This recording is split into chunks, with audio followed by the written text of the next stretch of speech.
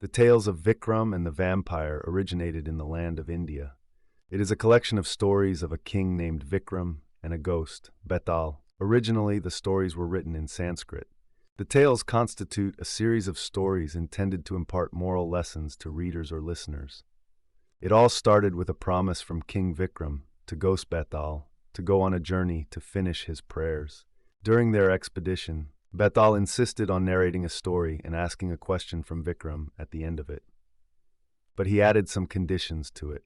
First, if Vikram answered correctly, Betal would fly back to the place they started from. Second, if Vikram chooses not to answer, his time will end. Lastly, if Vikram is not aware of what the answer is, then will stay on the course, and Betal will narrate a new story. Vikram and the Vampire, the original story. Whose sacrifice is bigger? Once upon a time, there lived a king named Rupsan, who ruled the Burdwan kingdom.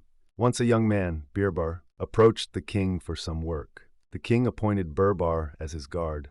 King Rupsan compensated Virvar well. A few days later, King Rupsan heard a lady crying bitterly in a field nearby.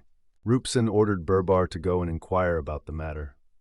Rupsan secretly followed Virvar after giving him orders. Virvar realized that the lady was an omen, warning the king about an impending danger in his life. When Virvar asked for a remedy to avert this danger, the lady said there was a temple nearby. If Virvar surrenders everything and serves the temple, the king's life will be spared. After giving a thought to the lady, Virvar left his home with his family to serve the temple. However, the conditions in the temple were quite harsh. Virvar and his family couldn't survive in the temple and died eventually. When this piece of information reached the king, he not only became hopeless, but in grief and despair, he decided to take his own life. Suddenly, the goddess of the temple appeared before the king and blessed him for being pure in heart. The king requested the goddess to resurrect Virvar and his family, and lo, the family was restored. After narrating the whole story, Betal had a question for Vikram. Virvar sacrificed himself and his family, and the king too was also about to sacrifice his precious life.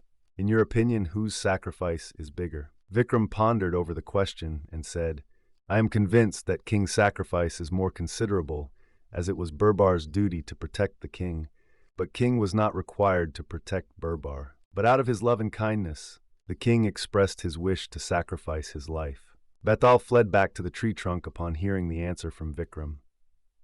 The moral of the story is, never give up on your responsibilities. As we see in the story, the king has his duties toward his people, and especially to his loyal employees. He must stand by his faithful subjects and do the needful to protect them and their families.